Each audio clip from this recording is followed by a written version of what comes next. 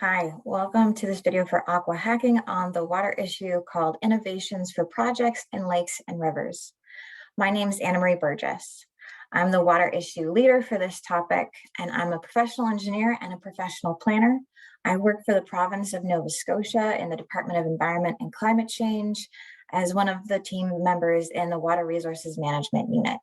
I've been working in both the private and public sectors on a range of environmental and water-focused projects since about 2011. I'm the watercourse alteration program lead, and so I'm going to tell you more about watercourse alterations in a moment. But depending on how you draw out the solutions for this topic, if you select it, I'll be pulling in some of my colleagues within the department to be able to respond to specific questions that you might have. So here in Nova Scotia, like most provinces, we require everyone to take great care when they're working in and near any natural body of water.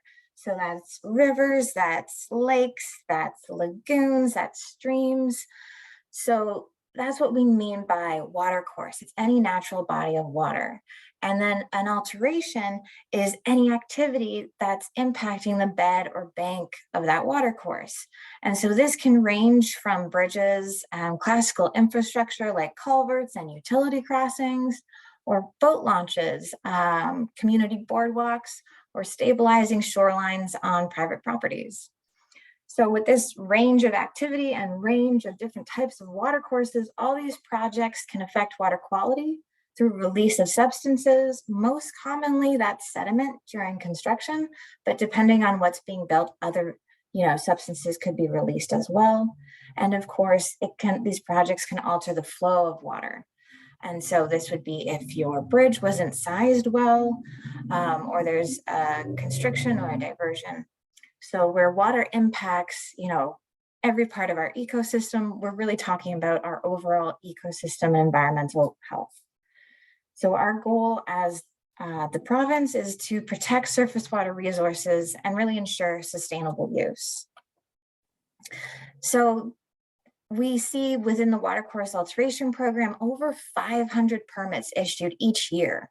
And we know that there's additional projects that are happening outside of permits. And so we hear about these when folks call and report some activity that they're concerned about, and we find out that work was done without permits.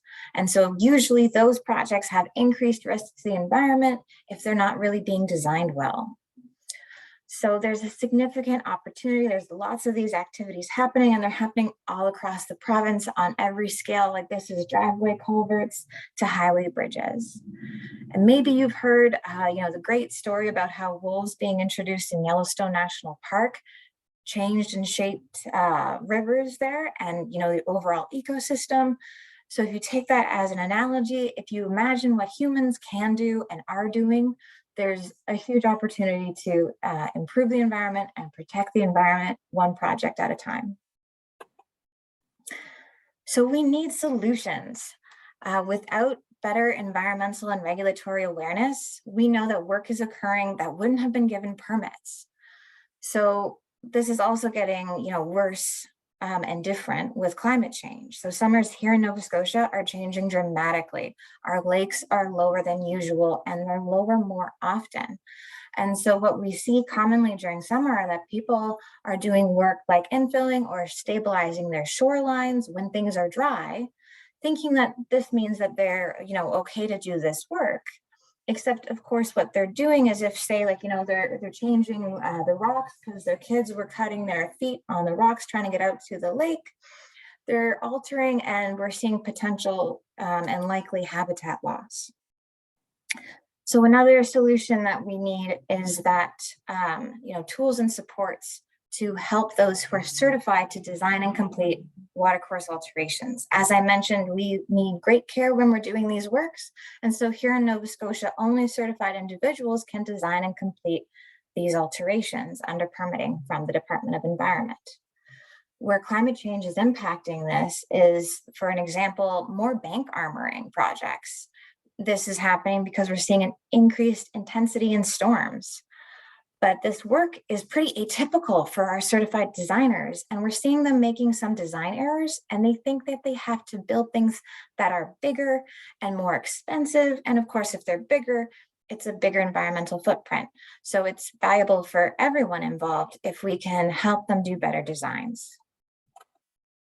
So as a key takeaway, the department has a goal for simple outcome-based regulatory protection for watercourse alterations, but we need your help to find opportunities to innovate and improve. And this could mean improving community outreach and social responsibility to change what and how people are building.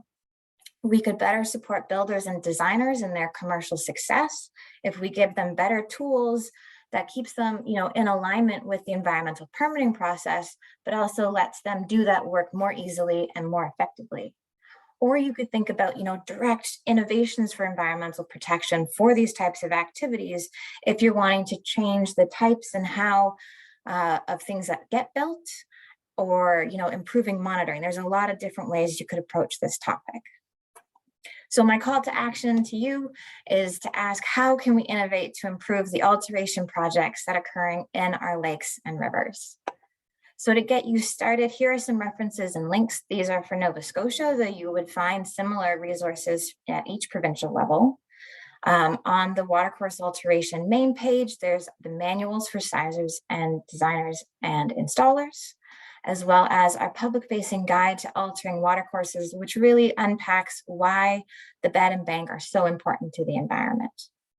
Some examples as well of tools that other jurisdictions have that Nova Scotia doesn't have is a flow assessment calculator tool from Ontario, or a culvert design spreadsheet from the US. So thank you so much for your interest in this water issue, and I look forward to seeing your solutions.